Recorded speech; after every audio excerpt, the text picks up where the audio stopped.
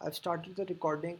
Uh, since in this case you would be making the positive claim, I would assume that you want to make your first argument, right?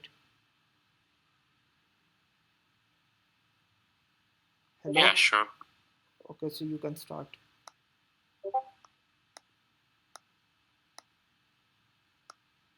Okay, so when you look at any animal, when they reproduce, there's changes over time. Like you don't look the same as your parents, and you don't even look the same as your siblings. There's genetic changes that occur whenever your parents have children or when other organisms have children.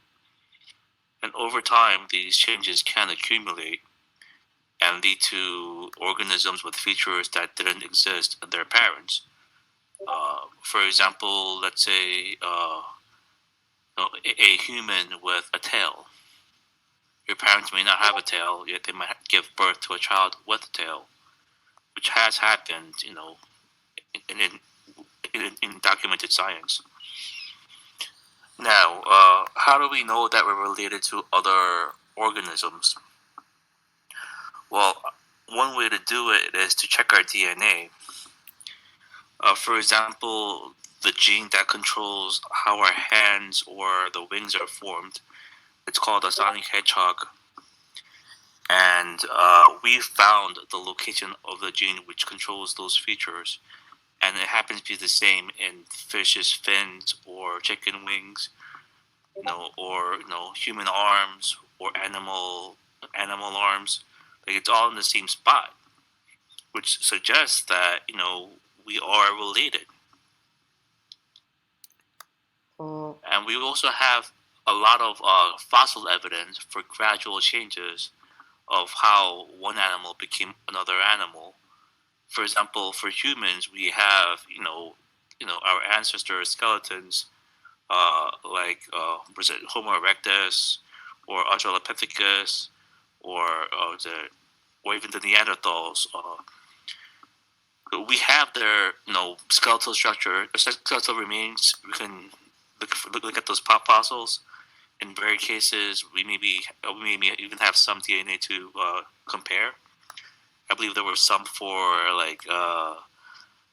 the cavemen found in like frozen areas. They sometimes do have DNA that we can compare, and we found that we're extremely similar in how we're formed. And if you were to compare a human to another ape, we basically have every single organ in common. I can't think of a single one that we have and they don't, or they have and we don't. All that really changes are like the size and maybe sometimes the shape, and those are the kind of changes that you can expect through evolution. When your parents pass on their genes, but have changes compared to the generations before them, and over time, if these changes do accumulate, then it fits what you expect from evolution. Okay, I'm done. okay, so there are multiple things I need to address with this regard. I'll start with each point that you made, starting with the first one. Your first point was that there is change over time, that parents are different, and that all of these things. I agree with this, but this doesn't prove universal common ancestry. This doesn't prove that life emerged without a designer or an intelligent creator. This doesn't do that. Secondly, you have two evidences for basically evolution. The first point was that you said that the basically similarities among chimps and similarities among living things. All of these things are supposed to be evidence of evolution. And your second point was that the fossil record. So let me just deal with the first point regarding similarities of living things. This is the assumption of the argument that basically these similarities cannot be due to chance, but they can be, therefore, they are due to common descent. This is the common atheist assumption or evolutionary assumption in most of the arguments for evolution. This assumption is wrong because there are at least four possible explanations of these similarities. One, common design. Two, common descent. Third, necessity, physical processes such as horizontal gene transfer. And fourth, chance. So the atheist claim is that common descent is correct. I will give a simple reason why it's not correct. In fact, Occam's razor suggests that common design is better explanation than common descent. There's a very simple reason for this. There are an absolutely massive amounts of similarities among living things that are supposedly, according to the biologists, that are due to common descent. But there's also a massive amount of similarities that are not due to common descent and cannot possibly be due to common descent. It's called convergent evolution or homoplasy. Common design can explain all of those similarities. If you choose to use common descent as an explanation, you would have to have a second explanation for all of those other similarities. So because of Occam's razor, since common design can explain most of the data by itself without requiring another explanation, common design is simpler. Hence, according to Occam's razor, which you were using yesterday, the burden of proof in this regard regarding these similarities being due to common descent instead of design lies on the atheist. Uh, so this is one point I'd like to make regarding the similarities and that argument and why it is problematic for evolution. Secondly, you said that the fossil record matches evolution, and it doesn't. It's not gradualistic. In fact, it directly contradicts evolution, and this is something even most biologists will admit. So I think these are the two problems with your claim. Other than this, again, you said that these expectations you would have would be based on common descent. Here's a simple problem for your claim. Most of the arguments in favor of evolution regarding what we would expect based on evolution are based on intuitions. If you want to use intuitions as evidence, when then life being designed is also intuitive. This is something even most biologists will admit. They won't say it's true, but they will admit it's intuitive. So, again, are intuitions evidence in this regard? So, these are multiple problems with the case for evolution. You can respond. Okay, so firstly, I believe you said that was a common design somehow makes more sense than common descent and should be, the one that we consider through Occam's razor. But the issue is we don't have evidence of the designer. We've never seen the designer. We've never seen the designer in action. So by Occam's razor, we should be crossing out the designer. It's not something that we have evidence for. Well, we do have evidence of common descent, as in, you've seen other animals give birth to children. So I don't understand why you would, cross out common descent and go for common design when you don't have evidence for the designer. Through Occam's razor, you should be canceling out, common designer until you find evidence of the designer. Can I respond now? Yeah. Okay. So, firstly, the argument for evolution is based on similarities of living things. The reason I said that common design is simpler than a common descent, the reason is very simple. Common design can explain all of those similarities, but common descent cannot. You would have to give multiple explanations to deal with common. If you choose common descent as an explanation of similarities in living things, this is the problem. You don't need multiple explanations when it comes to common design. That is why it's simple. It's simpler and therefore should be preserved. Secondly, you said that we haven't seen common design or a designer being involved. Therefore, the burden of proof is on the theist or the person arguing for design. That's not how Occam's razor works. It works on the simplest explanation, and that the I gave a reason for the common design being the simplest explanation. Secondly, you said that we did not see a designer being involved. Therefore, it's not the simpler explanation. What you are doing is using empiricism. There's a difference between empiricism and Occam's razor. If your case is that we don't see basically we don't see a designer being involved, then that is also a problem for Darwinian evolution or for major transitions between animal groups. We don't see a elephant or a pig turn into a whale. If you are going to argue that, then that causes a massive problem for evolution as well. You can respond. So Occam's razor may not be directly tied to empiricism, but it still relies on evidence. When they say you want the simplest explanation, they mean get rid of assumptions if you can. And in this case, we don't have any evidence for a designer. We don't have any evidence of design taking place. So I don't know why you would assume there's a designer. For common descent, you don't need to assume there's a designer. Therefore, common descent is the simpler explanation. I think there's a problem with generally how atheists apply Occam's razor. What atheists usually do is they assume that if it doesn't have God, it fits Occam's razor. I don't think it works like that. Secondly, we do have evidence of uh, a common designer. The evidence is the similarities of living things. Now, common descent could be a simpler explanation if it could explain all of the data by itself and if there were not so many similarities that are not due to common descent. Common descent cannot explain all of that. Common design can explain all of those similarities. So you're saying that there is no evidence of an intelligent designer. This is evidence based on Occam's razor. This is evidence because Occam's razor is simpler, and the reason it's simpler is that it can explain all of the data by itself. In fact, there are there are two versions of Occam's razor that are used in arguments, right? One version is the explanation that explains most data by itself, and another explanation, other version of Occam's razor is that the explanation with minimum number of entities is the similar explanation. On both of these cases, common design is simpler than common descent. And I've given the reasons for the first one. I'll give a reason for second one as well. The reason is very simple. If universal common descent is true, there are an absolutely innumerable amount of ancestors or animals or species that are not in the fossil record. This is something mainstream paleontologists acknowledge.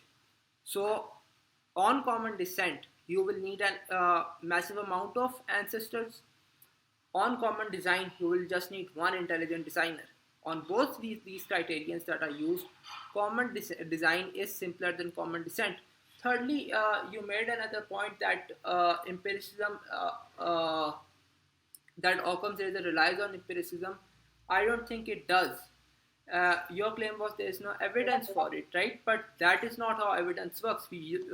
When applying Occam's razor, we look at a data and we think of the simpler, we reason to the simplest explanation for it. And I've given multiple reasons why common design is simpler than common descent. You can respond. So in Occam's razor, when they say the simplest explanation, they mean as few assumptions as possible. Would you agree with that? Typically, it means one of two things that I have seen. One way, and this is the most common one you can find, is the explanation with minimum number of entities. And another way is the explanation that explains the most data by itself. Uh, In this case, you would not need the entity of the designer if you were to reject common design. can you repeat what you said and I elaborate said on if it a you little? reject common design, then you would not need the entity of a designer.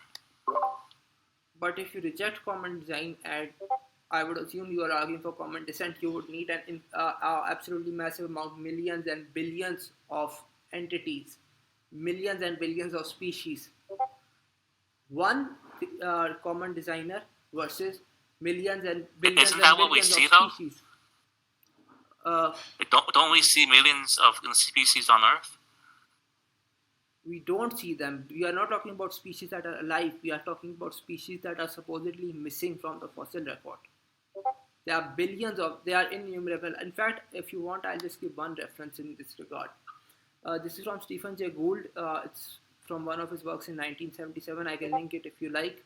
The extreme rarity of transitional forms in the fossil record persists as the trade secret of paleontology. The evolutionary trees that adorn our textbooks have data only at the tips and nodes of their branches. The rest is inference, however reasonable, not evidence of fossils. In any local area, a species does not arise gradually by a steady transformation of its ancestors. It appears all at once and fully formed. So, the fossil record, even if you don't use the common design argument, it is It directly refutes evolution and gradualism because there are innumerable, vast majority of fossils are missing, and the fossils that are expected to be there in most cases are missing as well. So, all of these fossils, all of these supposed imaginary animals versus one designer. Occam's razor works typically, in fact, in the case for atheism, here is how the case for atheism is typically made. Naturalism and theism both explain reality. Naturalism has one less entity, it does not have God, and therefore it is simpler. So, because of one entity, naturalism should be preferred, right? In this case, we have an innumerable number of entities. That's why common design should be preferred over common descent. You can respond. You mind if you look at this from a reductive point of view? Uh, can you elaborate? Because I don't think that common design would actually work in any model to explain the life on Earth. Like, let's say that two parents had a child. Under common design, the child would have similar features to their parents because a common designer adopted the features from the parents when they designed the child, right? Here's the problem with this argument. In fact, this problem underlies all of the arguments made against design. And if you want, you can try to bring one argument that doesn't have this problem, but I don't think you can. Here's the problem. All of the arguments made for bad design or regarding how God should have designed or would have designed, all of these are based on intuitions. Our intuitions No, no, evidence. I'm not talking about how God should have designed. I'm saying when there's a child being born from two parents, where does the design take place? Is there design taking place? It could be in any number of places. It could be in all of them, it could be in some of them. But then why can't we find the designer? What do you mean we can't find the designer? Do you mean we cannot see the designer, or do you mean there is an evidence of it, or what do you mean by this? Okay, so are you familiar with miscarriages, for example? Yes. So if there's a designer as great as God, why are these miscarriages happening? Again, this argument is based on intuitions. Here's the problem for the atheist claim. If you want to use this argument, you need to admit that intuitions are evidence. If they are not evidence, this argument doesn't work. This has nothing to do with intuition. These are examples that happen in real life, right? Miscarriage happens in real life. But your argument and it's your view that there is design. God is somehow designing these miscarried babies, right? Yes. Here's the problem for your point. You're telling me God is creating these organisms that can't survive on their own on purpose? Is this argument not based on intuitions? This argument from start to finish is based on intuitions. This is not based on intuition. This is just assuming that your position is correct. But if you're saying that there is a common designer, then God, which is your designer, would be making these changes to create miscarried babies, right? But can you define intuition? Like, I don't think we are in agreement on what it means. Can you define it? From a scientific perspective or from a philosophical? Because they're quite different. So in philosophy, intuitions are knowledge that you have without experience. They're basically a priori knowledge. In science, intuitions are actually things that you kind of believe subconsciously, which could often be due to your experiences. For example, the intuition that your wife is cheating on you may actually have a basis in experience, like she's coming home late. Or she's going outside without you all the time. Like, those clues can give you the intuition that she's cheating on you, even without the direct evidence.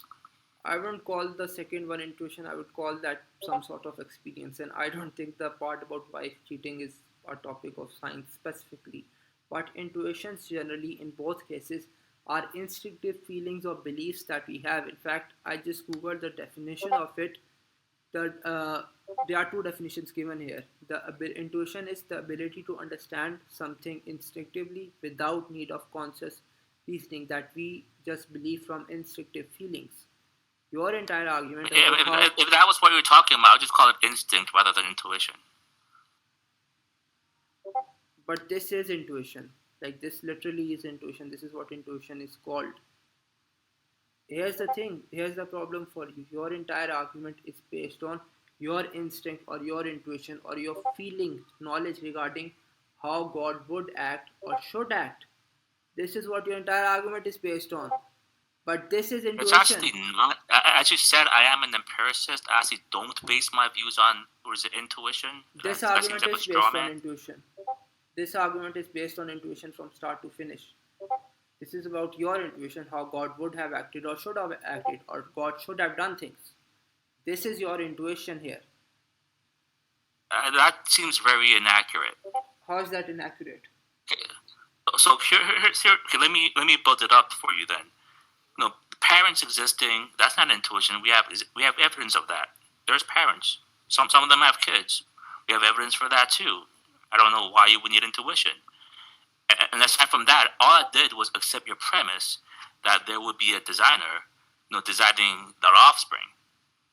And I don't see where intuition would play into this. Here is where intuition plays into this. Your argument is not that parents exist for bad design, or that children are born or some children are born therefore bad design. Your argument is there are miscarriages and God would not have, or intelligent designer would not or should not have done So, things so we this way. agree that miscarriages exist without the need for intuition, correct? Yeah, they are observation. That's different from intuition. Yeah, so I don't see why I would need intuition when I talk about miscarriages. Here's why you need intuition, not about miscarriages. You need intuitions in your argument. Your argument is that God would, or an intelligent designer would not have designed miscarried babies or miscarriages, or would God would not have things done this way. This claim is based on intuition. This is not something we are seeing. Babies born, observation. Parents, observation. Babies dying in miscarriage, observation. How God would have acted, that's intuition. That's different from observation. That is where your argument is based on intuition. So when there's a miscarriage, there's a design, I guess you would call it, which is not viable for life, correct? Yeah, the baby is dead. It's not like it's not intended or supposed to be alive. But if you accept common design, then every time there is a baby that goes through a miscarriage, that's because God designed the baby in such a way that it's not viable for life, correct? Yes. So I don't see what problem you're having then. Do I need intuition to get to this point, or is it just logic? Here's where you need intuition, and I think you are in some sort of denial about this point. Why Babies. do I need intuition? Let me explain. Parents giving birth to babies who died. This is an observation. You don't need intuition for this. Here's where you need intuition. God would not have designed this way. All of the bad design arguments are based on intuitions about how God would design and would not design. This claim is based on intuition. If you are using if you are not using intuition as evidence, this claim fails. This is why your argument fails. Your argument is not that aborted babies they are miscarried babies, therefore bad design. Your argument is miscarried babies, God would not have designed this way, therefore bad design or non-design. This is your argument. So okay. So I think you're misunderstanding. I'm not saying that I know that God is designing these things. No, I'm saying that if I accept your position of common design as true, then the way that offsprings are created is through the designer's intent. Correct? Yes. So I'm not saying this is the case. According to my intuitions, I'm saying if I accept your position as true, then this is what would follow. Here's the thing we do not disagree on. On my position, God is creating these miscarried babies. This is something we do not disagree on. Here's what we disagree on. Your argument is God would not have done it this way. This is the common Darwinian argument, and the problem with it is It is based on intuition. I'm not saying God would not have done it that way. That's incorrect. Okay, then what are you saying?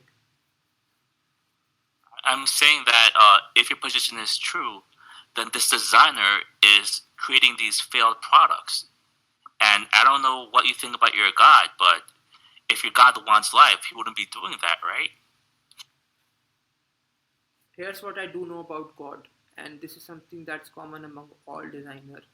The atheist assumption is that when children or babies or whatever are being created, right? They should always last. In fact, a common argument against design is that species die out, therefore no design or bad design. Here's the problem with this claim. Even in our experience, most designers don't intend their product or whatever to last forever. It is intended to last for a limited amount of time in most cases. So, how is this an argument against design? Moreover, according to the theist position, at least the Muslim position, in our position is that this life is temporary. The afterlife or the life after death is forever, right? So, how does, on my position, babies dying contradict design? Because you are trying to make an internal critique here, right? Your argument is that these babies dying contradicts my position of life being designed, but I don't think it does. And your argument, moreover, is based on intuition, start to finish. Again, your entire argument is assuming that God would not or should not have designed or created miscarried babies. But why? There is nothing other than intuition to justify this. This is the problem with your claim. If you want to use Wait, intuition, so okay, let me tell you why I said that. It's not from my beliefs. It's from what I've heard of other theists say that that the God is a perfect designer who created life on Earth, and it's all a miracle, and it's not a mistake or probability. okay, there are two responses to this. Firstly, is there a perfect design? Is there something objectively perfect or is it all subjective? If there is, what is that objective perfect and how would we know it? Because the entire argument about perfection or lack of perfection or mistakes or correction, all of this is based on intuition of how God would design. This is the main problem with most of the arguments given against design. All of them are based on intuitions. Are intuitions evidence or are they not evidence? Because you can't just have your cake and eat it. This is the problem with most of these arguments. They are based on intuitions of how God would act. Now, Do you have evidence that is based on intuition, your claim is or is based on. that your assumption? I think it's obvious that it is based on intuition, and I'll give a simple reason for this. The entire argument hinges on the claim that God would not design it this way, right? What is this claim based on? Is there any empirical evidence of how God would It's design? based on religions around the world, including yours, I believe. Where is it mentioned in my religion that God would like there would be no miscarried babies? This is not in Islam. Your religion teaches that God is a perfect designer, correct? So let me understand your argument. Your argument is that because God is supposed to be a perfect designer, therefore there would not be any miscarried babies. This is the argument. Here's the problem with this. Is there an objective criteria for perfection? If it is, what is it? How do you know it? Because in Islam, let me just give one example. It is not mentioned that God will not create any miscarried babies. In fact, the Islamic assumption is this life is supposed to be a test where people face hardships and those endure with or persevere through it and keep their faith, they get to paradise. In fact, there's a But hadith. if that is Let the me just case, then wouldn't God be giving you as many hardships as possible? it is not just supposed to be hardships. In fact, in the Quran, I think I can link a specific ayat if you like. We are supposed to be tested with both hardships and ease. We are tested with hardships to see if we can endure them or not, and we are tested with ease or good times to test if we are thankful or not. On the Islamic assumption, both of these things are supposed to be present. So this is not contradicting Islam. In fact, I'll give you a one specific example. There is a hadith, I don't have it right now, but I can find it if you like. This hadith states that if a mother's baby dies, right? Infant or young baby dies, and that mother, actually two babies, if two babies die, and that mother is patient and perseveres in a faith, she will get to paradise. So this isn't contradicting Islam. It doesn't even come close to contradicting Islam. I didn't catch that. Could you simplify your argument? Uh, I'll try to. Your argument, your claim was that basically this babies being born with miscarriages, this is an internal contradiction within Islam because we expect perfect design. Firstly, I said, is there an objective criteria for perfection or is it just based on intuition and subjective feelings? This is a question you can answer later, but there's a second point to be made. Babies being born in miscarriages or Just so we're in agreement, do you believe that Allah is a perfect creator? yes, but here's the thing I also believe in this regard. I don't think there is So object. when you believe that, is it a subjective definition of perfect or an objective one? I think it's an objective one, but how do we know what's perfect? That claim there is no exact definition given in that regard in the Quran. There is no But objective if you don't criteria know the given. definition of perfect and you say God is perfect, then isn't that your subjective definition? How can it be an objective definition if you don't know what it is? There can be a lot of objective facts that we don't know what they are. I think this your claim is here just But then you false. can't believe it though if you don't know what it is, right? We can believe there is some perfection. We just don't know what it is. Like I don't see an issue here.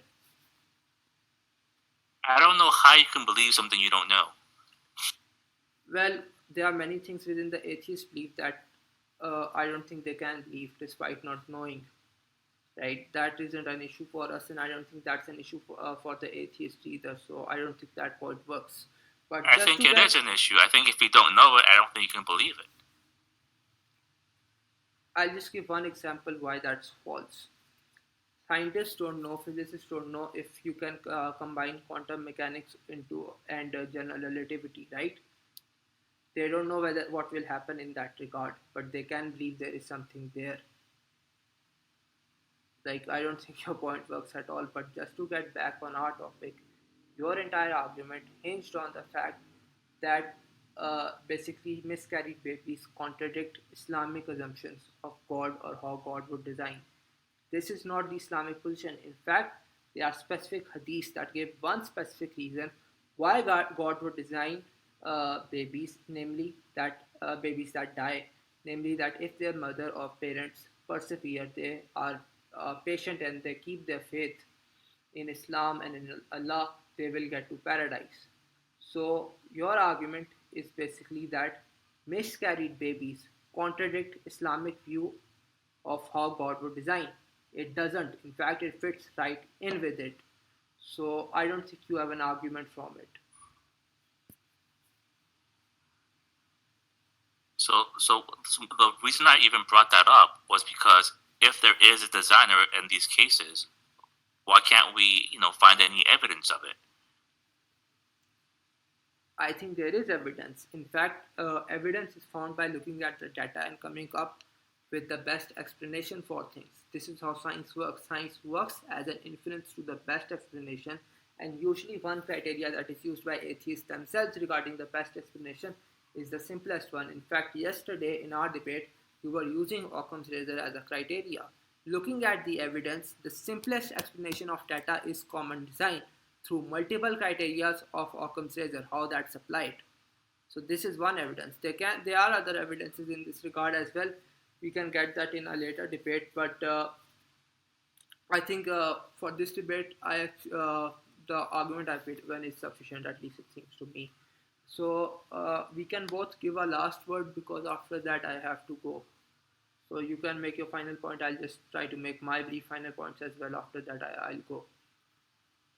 Okay, I think the problem of that in your position so far has mainly come from using Occam's razor, using premises that you don't have evidence for. if you don't have evidence for a premise, I believe using Occam's razor, you should be rejecting that premise. That's it. Okay, I'll just make my last point. I think there is evidence. In fact, in all of science, the evidence is based on looking at the data and coming up with an explanation for it. Using the criteria that atheists and evolutionists themselves use, I think common design is simpler than common descent. So that would be my argument. Of course, we can have another debate with more details and more discussion on other arguments. So I'm ending